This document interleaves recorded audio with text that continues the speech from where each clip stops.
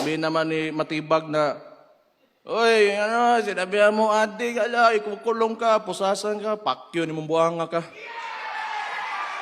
Tawa ka ron. Hospital. PGH used to have 100 million a month.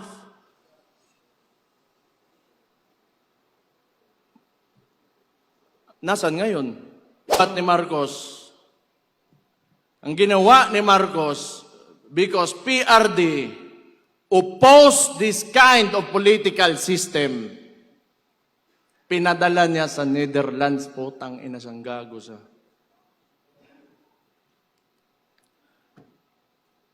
Mali and Niger had a joint statement that the ICC is an instrument of neo-colonial powers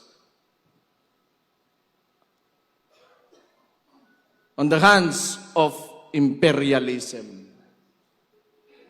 Tanawa ninyo, ano pang bumalik dito sa Pilipinas? EDCA sites.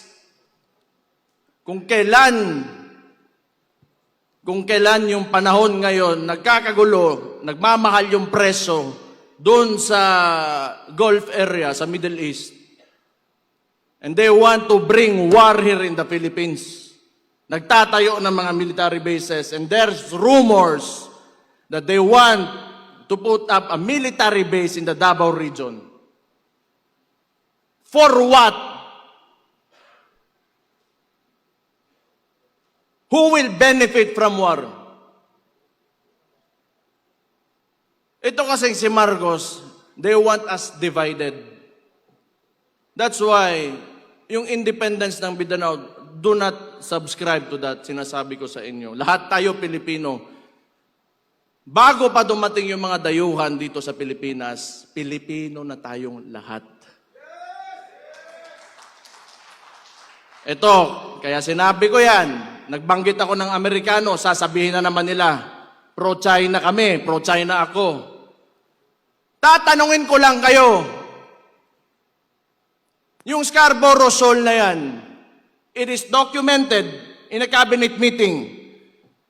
Andun si Trillanes, si Ochoa, they were questioned by Enrile during the time of Aquino. Noong panahon ni PRD, may annexation ba? May expansion ba na nangyari sa China?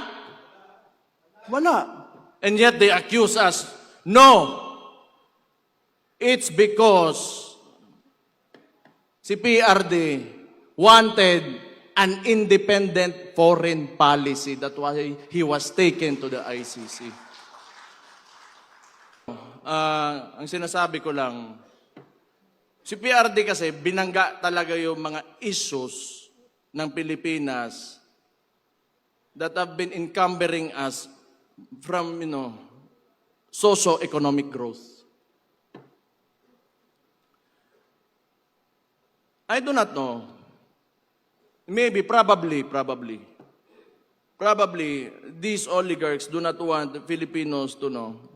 Kasi nga, pag ikaw may negosyo, you do not like competition eh. And when you give everybody a chance, an opportunity to, lift themselves out of poverty, then you get a mind of your own. Tapos magkakaroon, they will speak against you and, criticize. Ayaw nila nun. They will not profit from it.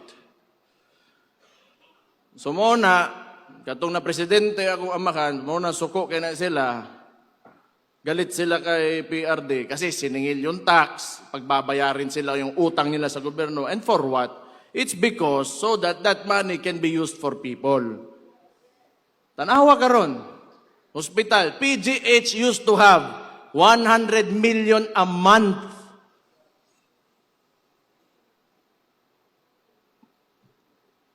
Nasaan ngayon? 60 billion, nakita nyo kanina. Kinuha sa PhilHealth. Minimum wage earner. Kung magkasakit ka, bibili mo ng gamot. Ano pambili mo ng bigas ngayon? Ano pang gastos mo sa eskwelahan ng anak mo? Saan mapupunta ang pobre na Pilipino if the government will not deliver the basic services that they deserve?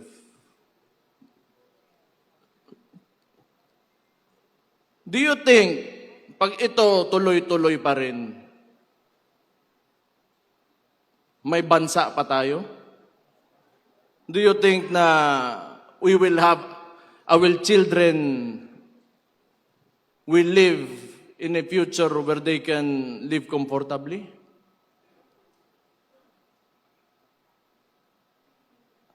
Tungod sa kwarta. Utang ina ng butangan na, I hate that so much. It is the root of all evil. Kining mga congressman ba? Yes. Sige. Butang ina ninyong tanan.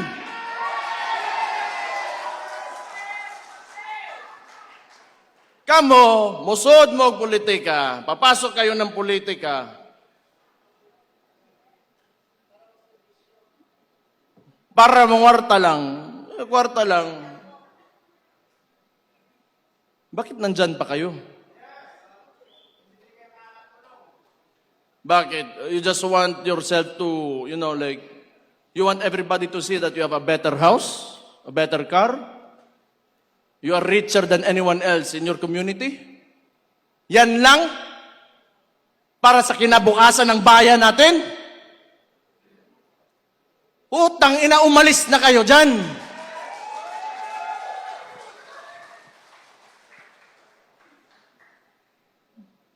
Utang ina ni mga tauhan ng yawa.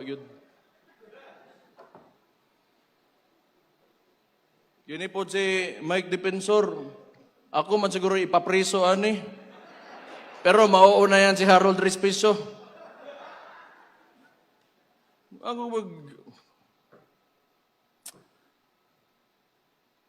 I'm really sick and tired of politics. Noon pa naman yan, before I naging vice mayor ako.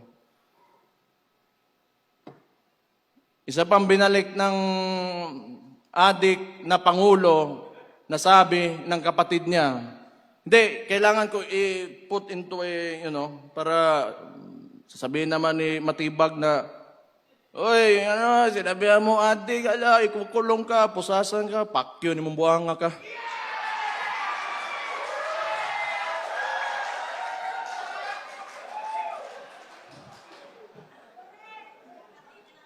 Bisaya pa, lo ni mo, choy.